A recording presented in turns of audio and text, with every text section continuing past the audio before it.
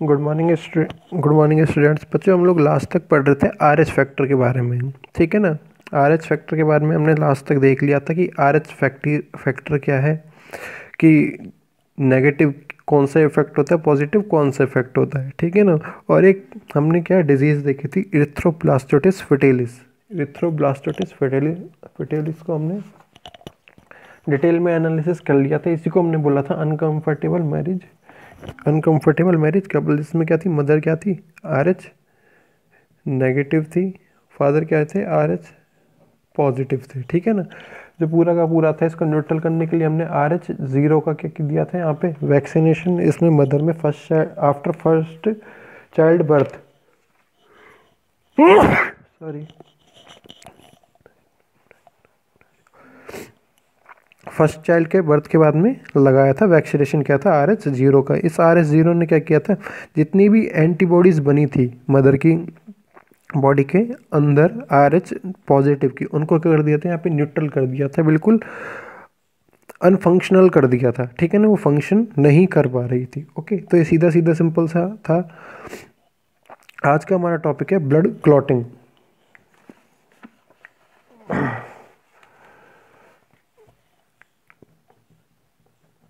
Blood clotting, और इसी को ही बोलते हैं हम लोग ब्लड कोएगुलेशन।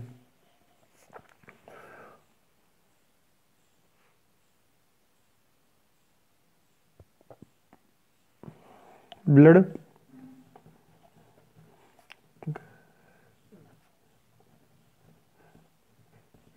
कोएगुलेशन, कोएगुलेट का मतलब पहले ही समझ लो आप लोग, सॉलिड सब्सटेंस होता है। क्लॉट का मतलब भी क्या होगा, किसी भी चीज़ का सॉलिड रूप में ब्लड का जमना। ठीक है ना, ब्लड का जमना किसके फॉर्म में, सॉलिड फॉर्म में होना। ओके, ब्लड की क्लॉटिंग कब हो, ठीक है ना, ब्लड की क्लॉटिंग कब हो, सारी कंडीशन बताऊंगा।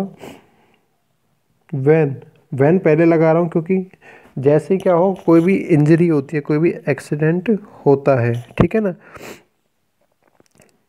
कोई भी एक्सीडेंट होता है, जैसे ही बॉडी से बाहर ब्लड रिलीज होगा, बॉडी से बाहर क्या होगा, ब्लड रिलीज होगा, तो क्या होगा, ये ब्लड धीरे धीरे क्लॉट होगा। When an injury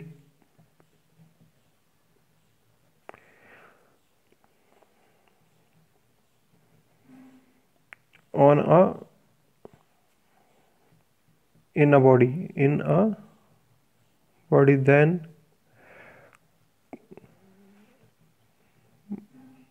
blood show a clotting, clotting क्या करेगा, शो करेगा। इसका प्रोसेस बताना है हमें, तो एक्चुअल में ये नहीं देखना कि क्या है, क्यों है, कैसे कर रहा है। सबसे पहली बात की जाए प्रोसेस की, ठीक है ना, प्रोसेस की।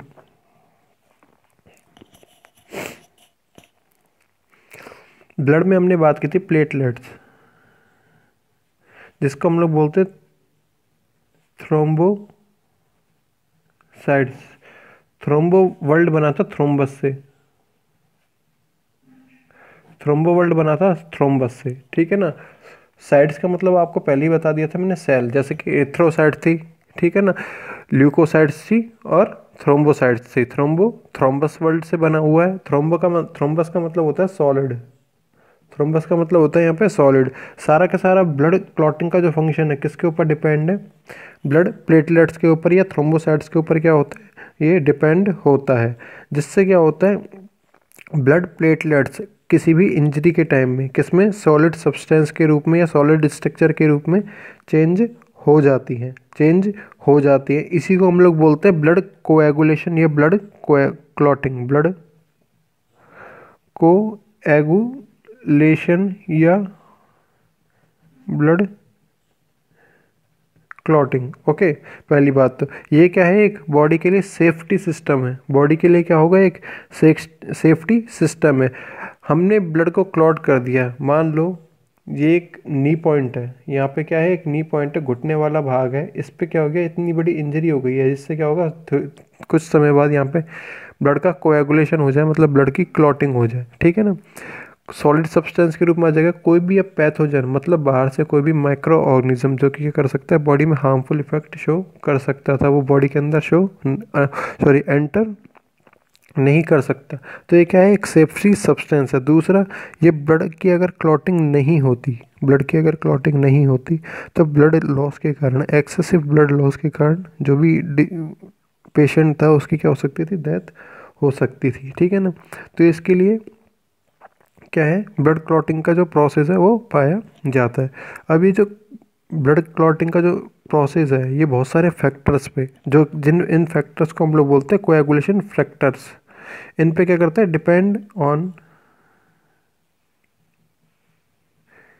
Depend upon coagulating factors, coagulating factors, coagulating factors पे क्या करती है, क्या करता है, डिपेंड करता है। जैसे कि एक फैक्टर होता है, हम लोग बात कर सकते हैं थ्रोम्बोप्लास्टिन एक्टिवेटर, सेवन्थ होता है, 10th होता है, कैल्शियम होते हैं। ठीक है ना। तो ये सारे के सारे क्या होते हैं, फैक्टर्स होते हैं। इनको पूरा का पूरा डिटेल में देखेंगे। तो अब हम बात करने वाले हैं steps of blood clotting, steps of blood clotting. इसमें जो फर्स्ट स्टेप है, इसमें जो फर्स्ट स्टेप है हम इसको बात करेंगे। इसका फर्स्ट स्टेप का नाम है formation of prothrombin activator, formation of prothrombin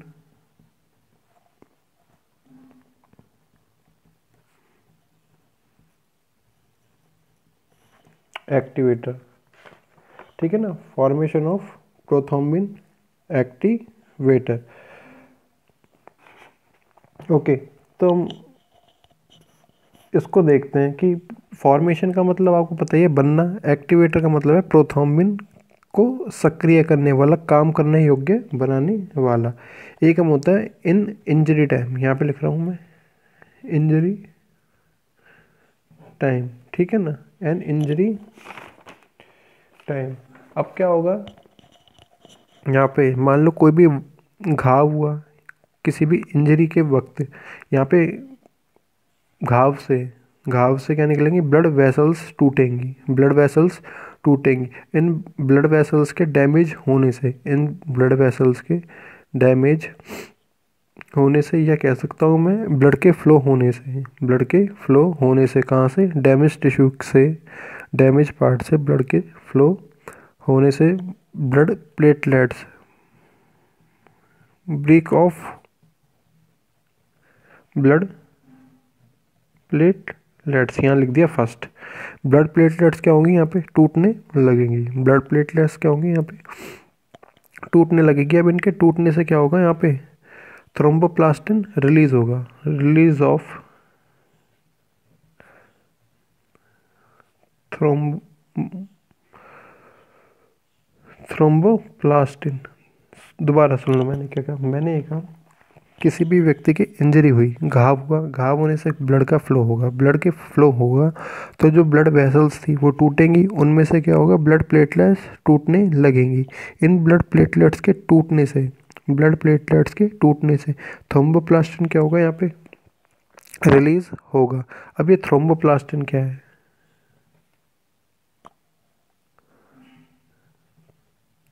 thromboplastin,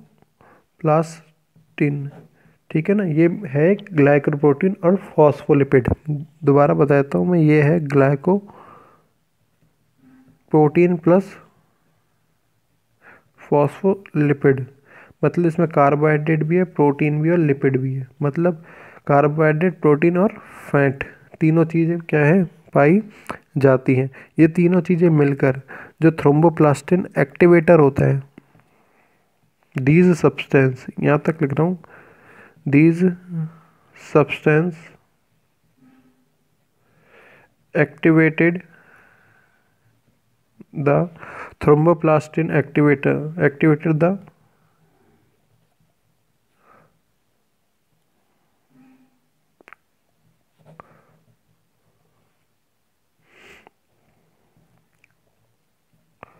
thromboplastin activator factor 7th and 10th। ठीक है ना। ये क्या है, फैक्टर्स है। ओके, अब इसको सीधी सिंपल से फॉर्म में और भी समझा जाए तो इस प्रकार से लिख सकते हैं। यहाँ से बिल्कुल जो फर्स्ट स्टेप हमने देखा है इसको इस प्रकार से लिख सकते हैं। मैंने ये लिखा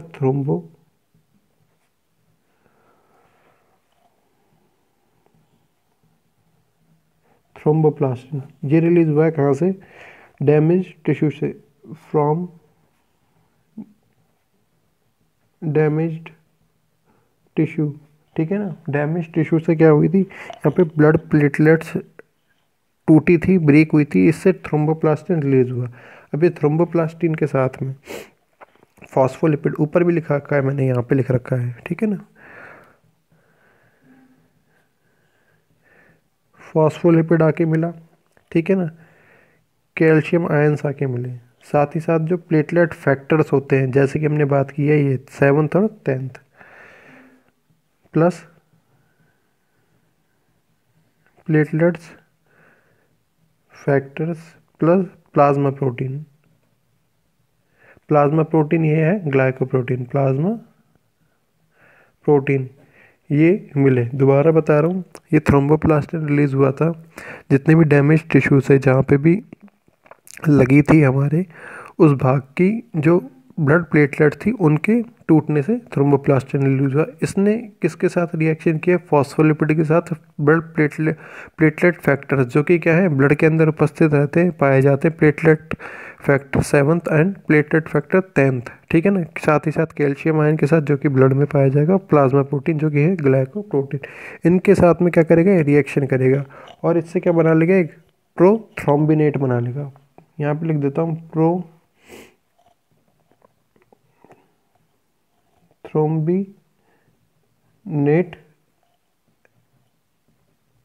एंजाइम बना लेगा। क्या बना लेगा, प्रोथ्रोम्बिनेट एंजाइम का फॉर्मेशन कर लेगा। सीधी सिंपल सी बात है। दूसरी स्टेप पे आ रहा हूँ एक बार, ठीक है ना, दूसरा स्टेप आपसे ये कहता है conversion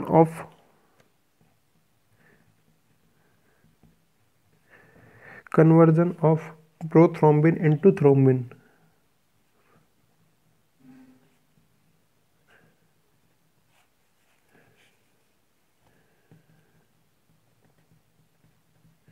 conversion of prothrombin into thrombin, ठीक है ना।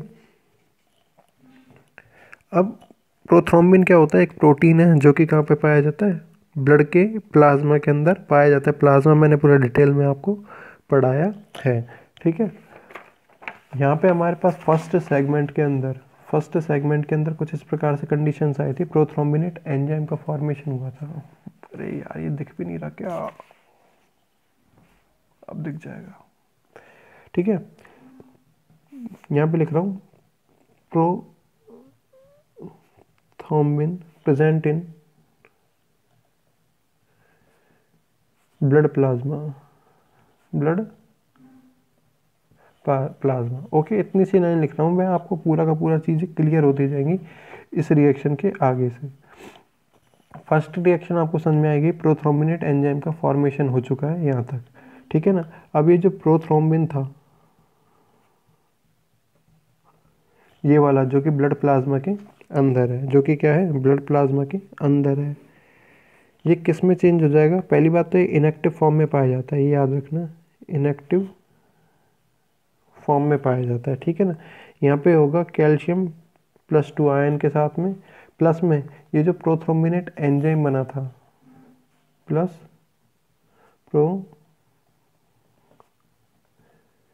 प्रोथ्रोम्बिनेट एंजाइम, ठीक है ना। आपको ये बात पता ही है, किसी भी रिएक्शन को आगे बढ़ाने में एंजाइम का क्या होता है, मेन रोल होता है, ठीक है ना। ये इनएक्टिव फॉर्म में क्या था, प्रोथ्रोम्बिन प्रेजेंट था ब्लड के अंदर, इसको एक्टिवेट करने का काम किया। यहाँ पे लिख रहा हूँ एक्टिवेटेड, ठीक है ना, इसको एक्टिवेट करने का काम किया है। किसने किया है काम, प्रोथ्रोम्बिनेट एंजाइम, जो कि फर्स्ट रिएक्शन में आपकी बना था। और ये प्रोथ्रोम्बिन चेंज हो जाएगा किसमें,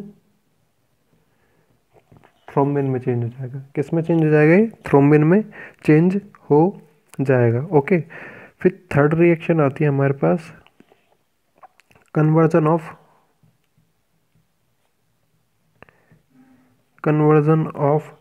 फाइब्रिनोजन,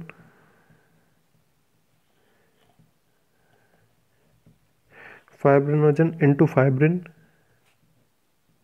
फाइब्रिनोजन इंटू फाइब्रिन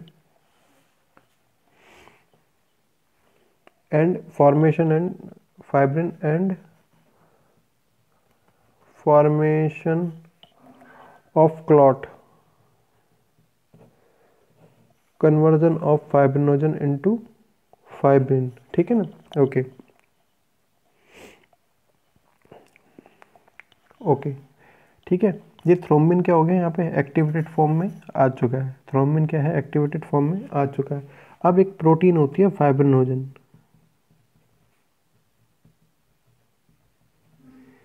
अब एक प्रोटीन क्या होती है फाइब्रिनोजन प्रोटीन होती है। इस वाले को हटा देते हैं, हम यहाँ तक ले आते हैं। फाइब्रिनोजन प्रोटीन होती है, ये पाई जाती है किसमें, ब्लड के अंदर पाई जाती है, लेकिन ये हमेशा होती है सॉल्युबल कंडीशन में, मतलब ब्लड में घुली हुई होती है। Soluble in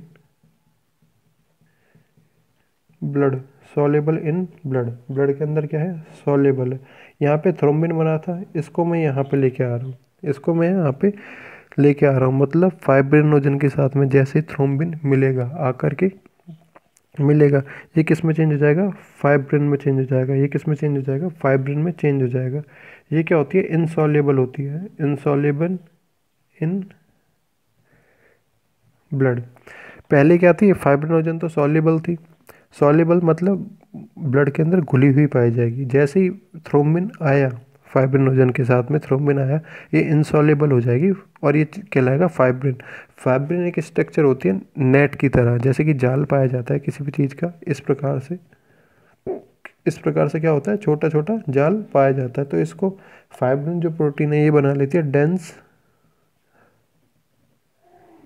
network. ओके, अब मैंने यहाँ पे एक जाल बनाया है इस प्रकार से, इस प्रकार से क्या करा है मैंने, ये जाल बनाया है। इसमें से यदि ब्लड फ्लो होगा तो ब्लड की जो सेल्स होंगी इसमें आके क्या होती जाएंगी धीरे धीरे अटकती जाएंगी, इसमें धीरे धीरे क्या होंगी अटकती जाएंगी, जिससे क्या होगा डेंस नेटवर्क का फॉर्मेशन हो जाएगा। और इसी को हम लोग बोलते हैं ब्लड क्लॉट, इसी को हम लोग बोलते हैं ब्लड क्लॉट, जो कि हो जाता है लगभग 6 से 10 मिनट्स में पूरा हो जाता है, जो कि 6 से 10 मिनट में क्या हो जाता है पूरा का पूरा हो जाता है।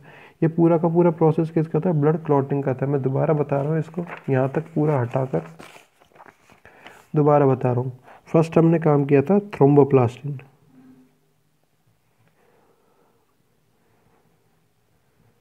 थ्रोम्बोप्लास्टिन ये कहाँ पे था डैमेज टिश्यू था, जो कि जहाँ पे हमारे लगी थी उसकी जो वो ब्लड प्लेटलेट थी उनके टूटने से निकला था, फ्रॉम डैमेज्ड टिश्यू। ठीक है ना, इसने रिएक्शन की थी किसके साथ में फॉस्फोलिपिड के साथ में। ये ब्लड प्लाज्मा के अंदर पाया जाता है फॉस्फोलिपिड प्लस कैल्शियम आयन के साथ में प्लस प्लेटलेट फैक्टर, जो कि क्या थे प्लेटलेट फैक्टर 7th और प्लेटलेट फैक्टर 10th थे, प्लस प्लाज्मा प्रोटीन जो कि ग्लाइकोप्रोटीन के रूप में था। ठीक है ना, इन्होंने रिएक्शन की और एक बना लिया यहाँ पे प्रोथ्रोम्बिनेट एंजाइम, एक एंजाइम का फॉर्मेशन कर लिया प्रोथ्रोम्बिनेट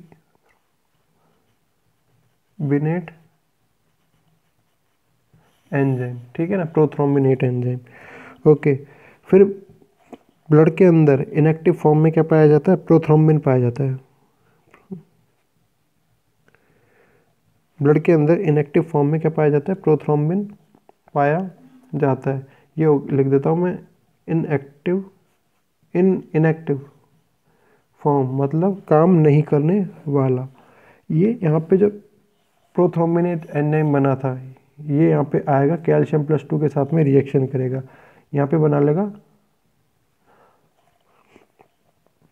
थ्रोम्बिन बना लेगा। ये होती है एक्टिव फॉर्म, ये क्या होती है एक्टिव फॉर्म होती है। फिर एक प्रोटीन होती है ब्लड के अंदर पाई जाती है सॉल्युबल कंडीशन में फाइब्रिनोजन, क्या पाई जाती है फाइब्रिनोजन प्रोटीन, जो कि क्या होती है सॉल्युबल होती है, सॉल्युबल इन ब्लड, ब्लड के अंदर क्या होती है, सॉल्युबल होती है। ये थ्रोम्बिन यहाँ पे आएगा, किसके साथ रिएक्शन करेगा, फाइब्रिनोजन के साथ में रिएक्शन करेगा और ये बना लेगा फाइब्रिन।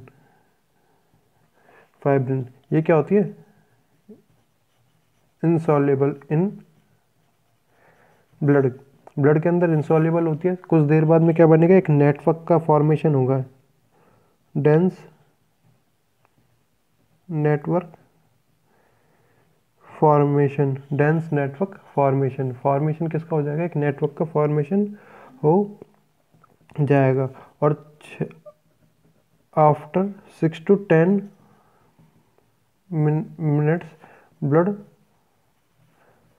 क्लॉट, ब्लड क्या हो जाएगा, 6 से 10 मिनट के बाद में ब्लड क्या हो जाएगा, यहाँ पे क्लॉट हो जाएगा।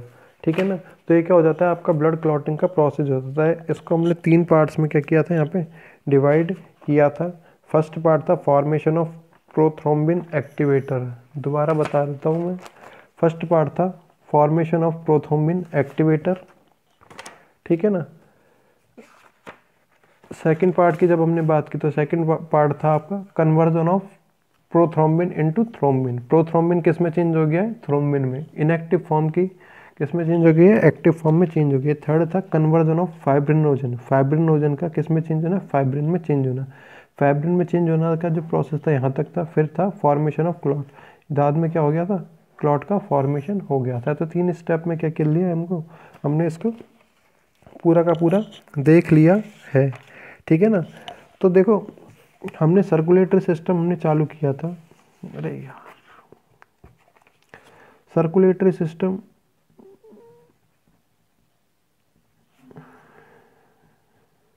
सर्कुलेटरी सिस्टम हमने चालू किया था, तब चालू किया था तब भी मैंने बताया था 3 चीज़ों से मिलकर बना होता है। पहला था ब्लड, जो कि आपने पढ़ लिया है, रीड या स्टडी कर देता हूँ, ओके।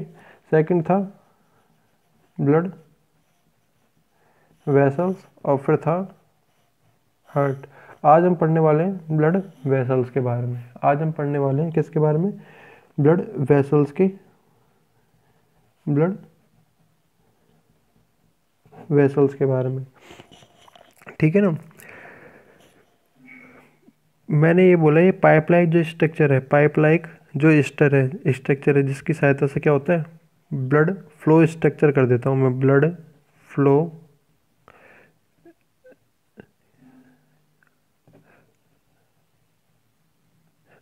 स्ट्रक्चर। ब्लड के फ्लो होने के लिए जो ट्यूबुलर, ट्यूब मतलब होती है नली के समान जो स्ट्रक्चर पाई जाती है, इसको बोलते हैं हम लोग ट्यूबुलर स्ट्रक्चर। इसको हमने बोला है ब्लड वेसल, ठीक है ना, इसको बोला है हमने ब्लड वेसल बोला है। अब ये क्या होती है, 3 टाइप की होती है, ये होती है 3 टाइप की। फर्स्ट होता है आर्टरीज, आर्टरीज, ठीक है ना। एक होता है वेन्स, एक होता है कैपिलरीज, एक होता है arteries, veins, capillaries and veins. 3 प्रकार की हो गई हैं आपके पास, ठीक है ना। एक बात हमेशा याद रखना, एक बात हमेशा याद रखना, ये जो आर्टिलरीज होती हैं ये हमेशा, इनमें क्या होता है, प्योर ब्लड फ्लो, मतलब ऐसा वाला ब्लड फ्लो होता है जिसमें ऑक्सीजन पाई जाती है। हमेशा लिखा है प्योर ब्लड फ्लो, लेकिन इसका एक एक्सेप्शन भी आएगा, पल्मोनरी आर्टरी, उसमें हमेशा क्या होगा, इम्प्योर ब्लड फ्लो होगा। क्या होगा, इम्प्योर ब्लड फ्लो होगा। ये मैं आगे बता दूंगा, मैं थोड़ा सा बस ब्रीफ अकाउंट बता रहा हूँ कि आर्टिलरी क्या है, कैपिलरीज क्या है, वेन्स क्या है, ठीक है ना। फिर मैं आता हूँ वेन्स पे। इसमें हमेशा क्या होगा, इम्प्योर ब्लड फ्लो, हमेशा क्या होगा, इसमें इम्प्योर ब्लड फ्लो होगा, मतलब ऐसा ब्लड जिसमें CO2 पाई जाएगी, CO2 पाई जाएगी, ठीक है ना। ये आएगा वेन्स में। इसमें भी एक एक्सेप्शन होता है, एक होता है पल्मोनरी वेन, जिसमें क्या होता है, हमेशा प्योर ब्लड फ्लो होता है। इसमें दोनों में एक्सेप्शन है। फिर बात आती है कैपिलरीज की। कैपिलरीज क्या होती है, ट्रांसपेरेंट होती हैं, ट्रांसपेरेंट फॉर किसके लिए, सब्सटेंसेस, ये हमेशा ट्रांसपेरेंट होती है किसी भी सब्सटेंस के लिए। इसमें pure and impure blood flows, pure और इम्प्योर ब्लड दोनों तरह के जो ब्लड थे ये फ्लो होते हैं। ठीक है, मैं दोबारा बता देता हूँ। हम लोगों ने ब्लड का पूरा पढ़ लिया, इसमें प्लाज्मा पढ़ लिया हमने, ब्लड सेल्स पढ़ लिया। ब्लड सेल्स में हमने आरबीसी पढ़ लिया, डब्ल्यूबीसी पढ़ लिया, प्लेटलेट्स पढ़ लिया। प्लेटलेट्स की हेल्प से ही हमने क्या किया था, ब्लड क्लॉटिंग को पढ़ा था। ब्लड ग्रुप्स पढ़ लिए हमने, आरएच फैक्टर पढ़ लिया है, आरएच फैक्टर पढ़ लिया है। फिर बात आती है कि ब्लड किसके अंदर फ्लो हो। ब्लड को बहने के लिए जैसे कि हम नल चलाते हैं, नल में से क्या होता है, पानी निकलता है, लेकिन उसको जहाँ तक हमें पहुँचाना है उसके लिए हमें एक पाइप डालना पड़ेगा। तो पाइप की तरह की जो स्ट्रक्चर पाई जाएगी बॉडी के अंदर, पूरी बॉडी के अंदर, उनको हम लोग बोलते हैं ब्लड वेसल्स। ये होती है 3 प्रकार की, ये होती हैं 3 प्रकार की। फर्स्ट था आर्टरीज, सेकंड था कैपिलरीज, थर्ड था वेन्स। एक बात याद रखना, आर्टरीज हमेशा इसमें क्या होता है, प्योर ब्लड फ्लो होता है, प्योर ब्लड फ्लो होता है। तो हार्ट का काम था, एक बार थोड़ा सा और बताता हूँ, हार्ट का काम था ब्लड को पंप करने का। ठीक है ना, पंप करके ब्लड कहाँ जाता है, सेल्स के अंदर जाएगा। तो प्योर ब्लड को हमेशा कहाँ भेजते हैं, सेल्स के अंदर भेजता है कौन, हार्ट भेजता है। मतलब हार्ट से जो निकलती हैं, या कह सकते हैं हार्ट से जो ब्लड को दूर लेके जाती है, फार साइड, ठीक है ना, फार साइड दूर लेके जाती है हार्ट से ब्लड को, उन्हें बोलते हैं हम लोग आर्टरी। लेकिन इसमें एक एक्सेप्शन है, पल्मोनरी आर्टरी। ये क्या होता है, एक्सेप्शन है, जिसके अंदर हमेशा इम्प्योर ब्लड फ्लो होता है। कैपिलरीज होती हैं, ठीक है ना, कैपिलरीज के लिए हमने बोला प्योर और इम्प्योर दोनों प्रकार के ब्लड फ्लो होते हैं। इसके अंदर क्या होता है, ग्लूकोज का, एनर्जी का, CO2 का, O2 का, किसी भी चीज़ का ट्रांसफ्यूज़न होता रहता है, मतलब आदान प्रदान होता रहता है। ठीक है ना। फिर बात आती है वेन्स की।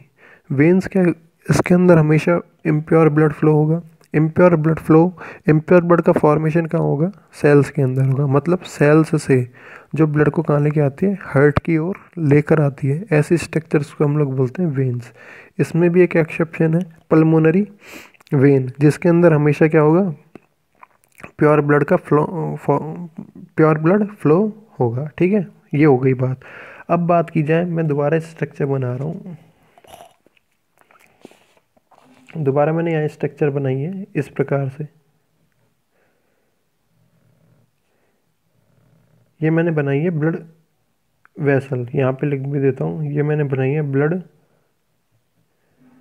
वेसल। ठीक है ना।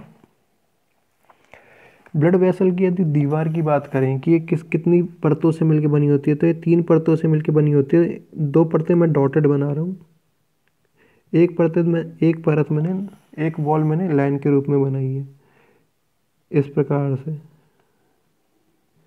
इसको और देखा जाए तो कुछ इस प्रकार से मैंने यहाँ पे बनाया हुआ है। ये इंटरनल लेयर है, ये मिड लेयर है, ये आउटर लेयर है। 3 प्रकार की क्या पाई जा रही है, इसमें लेयर्स पाई जा रही है। ये जो बाहर की जो लेयर है, इसको हम लोग बोलते हैं ट्यूनिका एक्सटर्ना, ट्यूनिका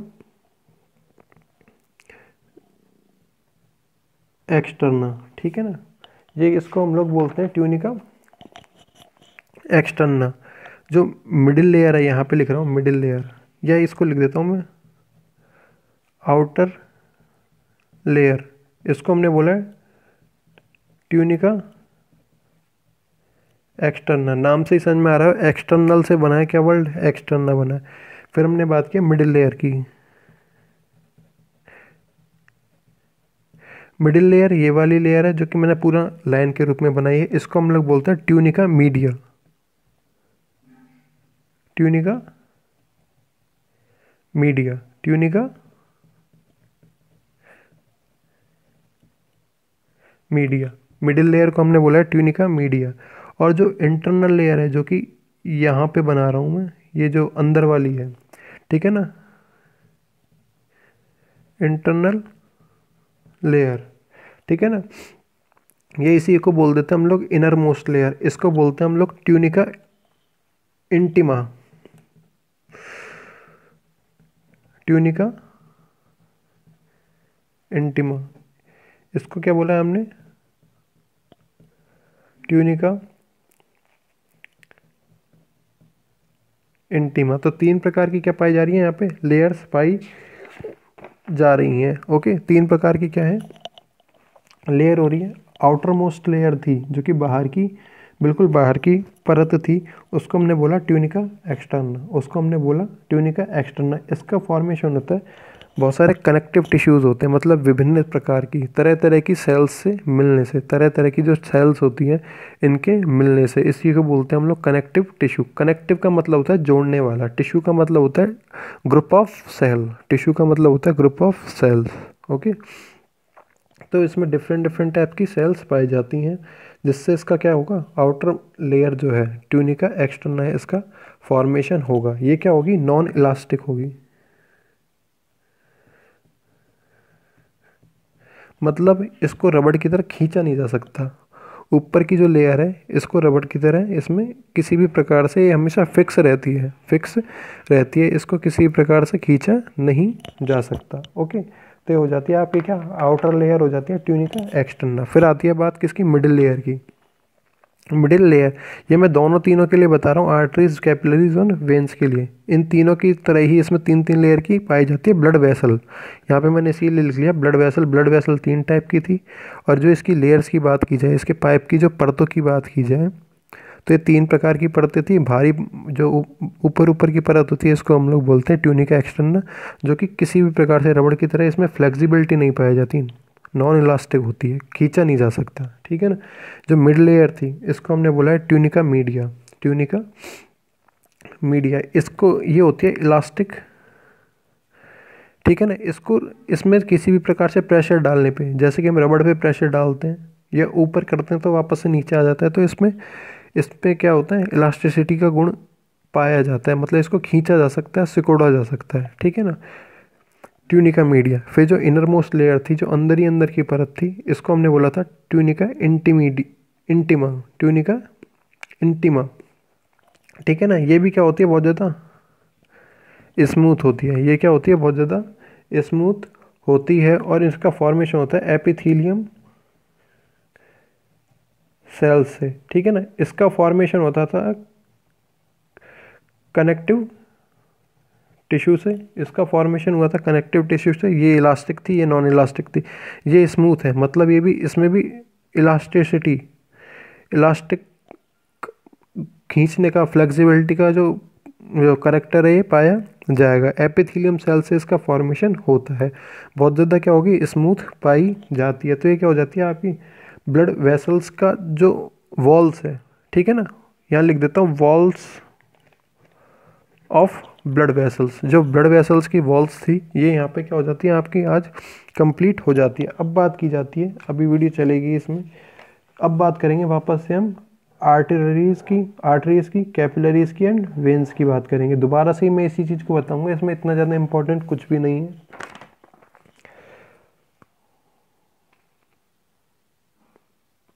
अब हमारे पास टॉपिक आता है types of blood vessels.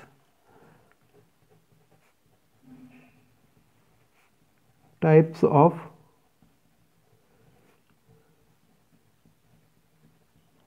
Blood vessels. इसमें फर्स्ट टाइप था, आपको ये पता है क्या था, आर्टरीज थी।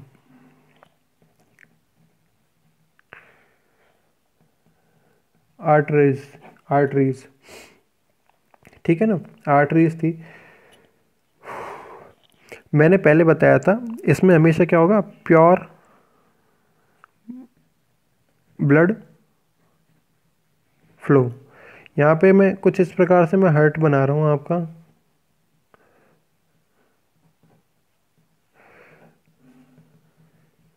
एक सीधा सिंपल सा मैंने हार्ट बनाया है। ठीक है ना।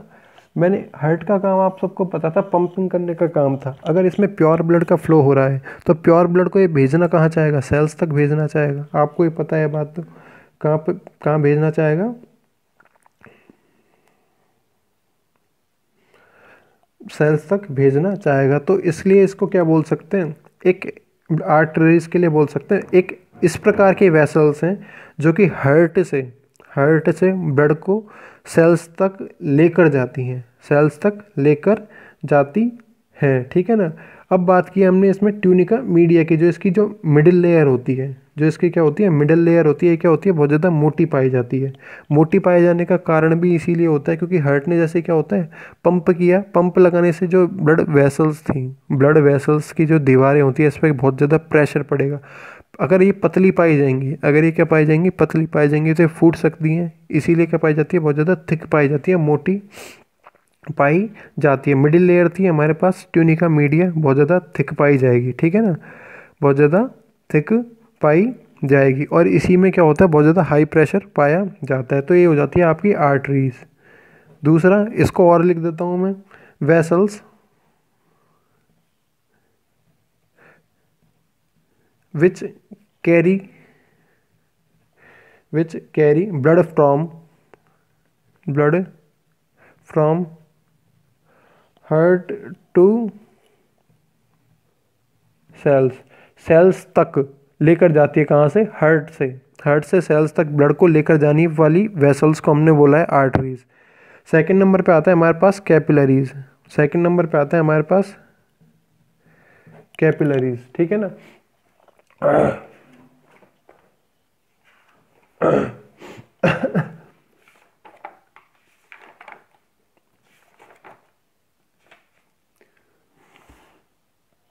ये क्या होती है बहुत ज़्यादा स्मूथ होती है, थिन ट्यूब स्ट्रक्चर, बहुत ज़्यादा क्या होंगी पतली होंगी और चौड़ी होंगी, बहुत ज़्यादा पतली होंगी। पतली से मतलब जो इनकी जो लेयर्स पाई जा रही हैं ये बहुत ज़्यादा पतली पाई जाएंगी। इसमें हमने बोला था, इसके लिए हमने बोला था इन विच प्योर इम्प्योर ब्लड फ्लो, इसके अंदर क्या हो सकता है प्योर ब्लड हो सकता है, इम्प्योर ब्लड हो सकता है, साथ ही साथ क्या हो सकते हैं एक्सक्रीटरी सब्सटेंसेस लाइक यूरिया और अमोनिया, ठीक है ना, इसके अंदर हो सकती है। तीसरी बात हम कह सकते हैं इसके अंदर क्या होंगे न्यूट्रिएंट्स होंगे like glucose, amino acids, vitamins, ठीक है ना। न्यूट्रिएंट्स होंगे, ग्लूकोज हो सकता है, अमीनो एसिड्स हो सकते हैं, विटामिन्स हो सकते हैं। तो ये सारे के सारे क्या पाए जाएंगे इसके अंदर पाए जाएंगे। साथ ही साथ क्या होंगे ट्रांसपेरेंट होगी, ये क्या होगी साथ ही साथ क्या होंगी ट्रांसपेरेंट होंगी। एक पूरी की पूरी बॉडी के अंदर इसका क्या होगा एक बड़ा नेटवर्क पाया जाता है, बड़ा नेटवर्क पाया जाएगा। ट्रांसपेरेंट होंगी, साथ ही साथ परमिएबल होंगी, मतलब किसी भी चीज़ के लिए पारदर्शी हो। एक एक कैपिलरीज से दूसरी कैपिलरीज में क्या हो सकता है न्यूट्रिएंट्स का फ्लो हो सकता है, परमिएबल, ठीक है ना, परमिएबल होंगी। तो ये क्या हो सकता है मतलब exchange of different substances between exchange of different substances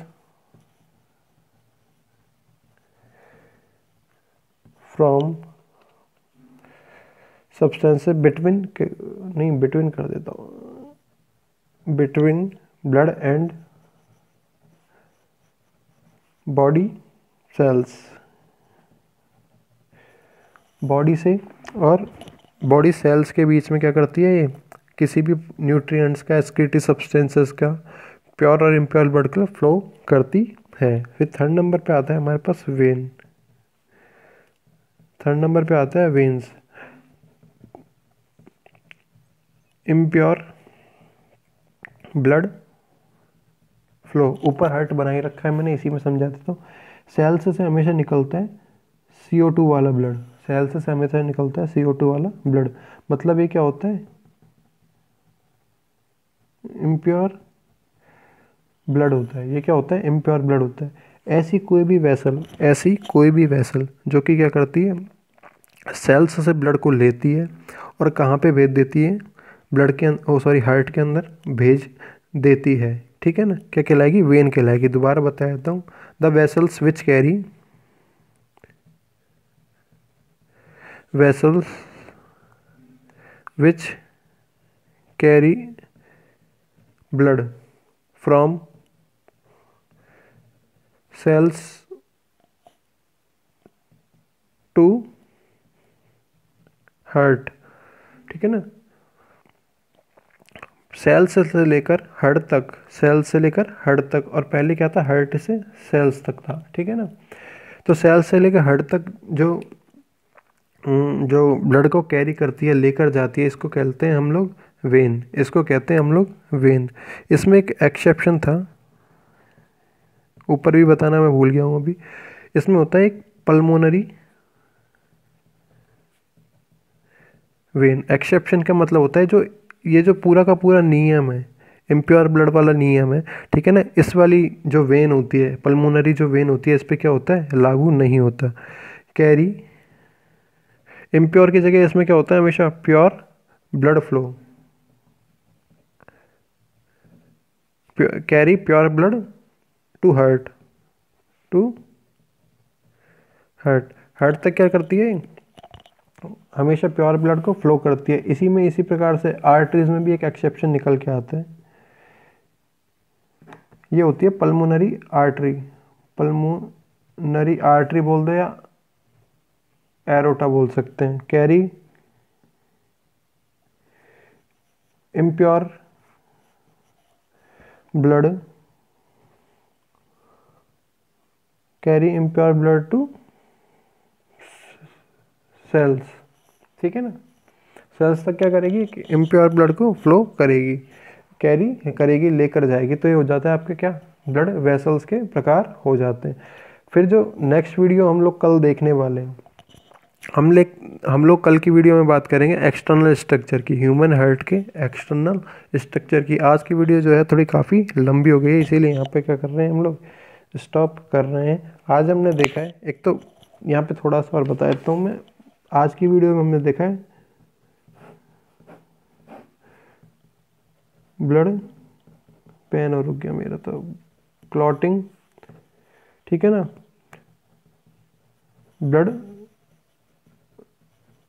vessels देखा है। ब्लड वेसल्स में हमने बात की, एक तो पॉइंट था इसमें वॉल्स ऑफ ब्लड वेसल्स का, एक था आर्टरीज, कैपिलरीज एंड वेन्स का। ठीक है ना, बाकी हम लोग देखेंगे नेक्स्ट वीडियो में। Thank you.